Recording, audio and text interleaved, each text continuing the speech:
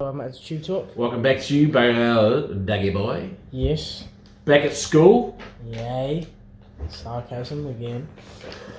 You've grown so much that we went back to back this morning, did a height test.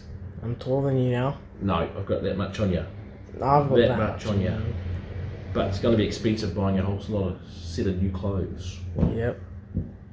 Can't wait Right. for that. Anyway, Let's talk fast racehorses. last week, GC was a very impressive winner. Yep, very good horse, very fast horse. Impressive winner. His trials were excellent. He won well, was powerful on the line. Second horse had a big reputation, long way back to the third horse. And he'll run at Ellerslie on the 4th of December. And then we will be heading towards the Dunstan Rising Stars final at Ellerslie on the 26th with 9,000. On Saturday, there was a Quinella of Mighty Beale and Lord Ardmore. Yeah, fantastic. You know, the previous start they Quinella as well, but the previous start Lord Ardmore beat Mighty Beale. This time Mighty Beale beat Lord Ardmore. And they were clearly superior to the rest of the field. There was 3 lengths back to the third horse. 2 very, very exciting staying horses in Australia. Mighty Beale go to a listed race next. Lord Ardmore will go to another $130,000 race, either over 1,800 or 2,000 metres in the next couple of weeks.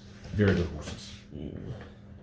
And then moving on to this week, on Friday at New Plymouth Race 1, we have Can't Catch Her. Really improving horse, a stayer by Mongolian Khan. Last start, as you'll see, she got a long way back, but hit the line really well. She steps up to 1,800 metres. That suits. The issue being she's got a wide barrier draw, so she's going to be a long way back. So she's going to have to get on the back of something, track something in. But I think we'll see further improvement from her. I think top 3 chance, and I think we'll see her improve again when she gets to 2,000 metres. Race 3, Oceanides. Doubtful starter. It's frustrating because she deserves a win.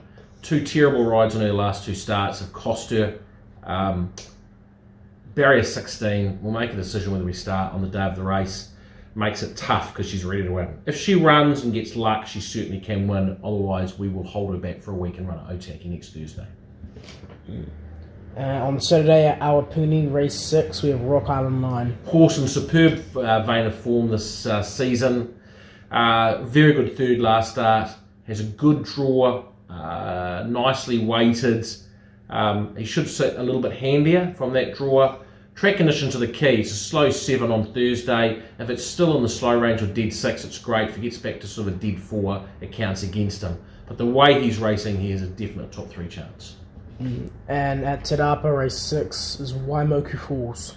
Super first up, and you'll see the little video of her as I talk about her. What you probably don't see is she missed the start badly and she roared home. Midfield barrier draw. She'll probably sit about midfield.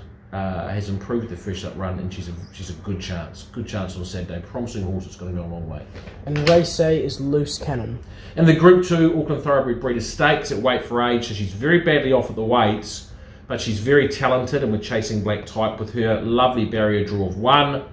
A little bit of give in the track, like a dead 4-5. Probably dead 5 would be perfect for her. Waikato, Te Rapa is a tricky track they'll handle or not. If she handles it, and while there are some very good horses in the race, she's a definite top 3 chance. And if she gets it, it's well deserved because she really deserves black type. She's talented, yeah. Moving on to Australia at Gold Coast, race 5, we have Strongbow. Yeah, very exciting horse. Look, we really think he's a Derby horse. He's had 1 start for a second. He roared home from last. Steps up to 1,800 metres, which suits. Bad barrier draw. He's going to be back last. That counts against him, but he'll be getting home really well. And then at Ballarat, race 8, we have Skyman. So he's in the Ballarat Cup, listed $500,000 race.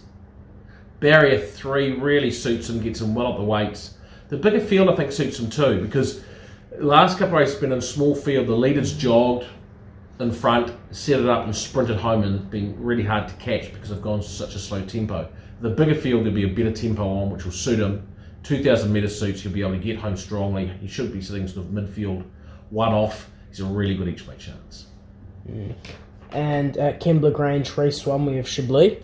Won 3 of his last 4 races, one of our European imports from France. Very good horse, very promising horse. He's got a lovely barrier of 3, the 2,000 metres suits. First time he's got 2,000 metres since he's been in Australia. Thing that counts against him, he's got 60 kilos to carry, so he's got a big weight with Tommy Berry in the saddle, so he's got the ability. He can win the race. The weight's the only concern, but he has a top 3 chance. And race 8 is a tissue. And the $1 Million Gong really deserves to win a tissue. She, in the Epsom, who ridden a bit upside down, didn't finish far from them in 6th. Last start, she's never got to go in the Golden Eagle. The weight scales back in her favour. We finally get a good draw for her in barrier 7, so she should be able to settle about midfield. As long as we get clear running in the straight with Kieran McAvoy in the saddle, who's won on her, she's a really good each way chance. She's a winning chance on Saturday. Then moving on to bit of the week. Wouldn't it be excited if she won? Be super I'll let excited. you have a glass of champagne. Would you let me split the $500,000 prize as well? It's a $1 million prize. Yeah, would I get $500,000 from No, that? you would get a glass of champagne. Okay, well, I guess I'll take that. And this week's bit of the week at Awapuni Race 2, we have Dragon Biscuit. Yeah, so Dragon Biscuit, 3-year-old, really good, ran really well as a 2-year-old.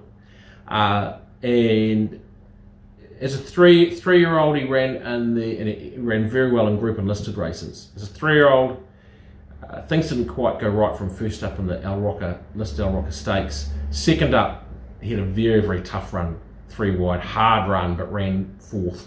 He's been given a little time between runs. He gets quite a nice barrier draw 5. And there's a couple of very promising horses in there. They've had 1 start for 1 win, but it's quite hard stepping up from that from maiden grade to winning grade. And I think a lot of money will come for them. And I think he'll get a much better run. And I think because of that, he's over the odds. He's 8 and 230. I wouldn't be surprised if he got out a little bit further. I think he's a very good each way bet. Dragon Biscuits out each way bet of the week. And that concludes TubeTalk. It does. Thank you, Doug, and we'll see you next week. Bye. Prowess is waiting for an out and wide out, then Stormcast and then Born to Run, and a long way further back then is going to be the next one, their Final Impact. Here it is, Blissful Bell on the inside. GC is starting to get out and after it now. Blissful Bell kicking. GC, the favourites are fighting it out, but GC levels up and goes by the last little bit, and GC goes on to win.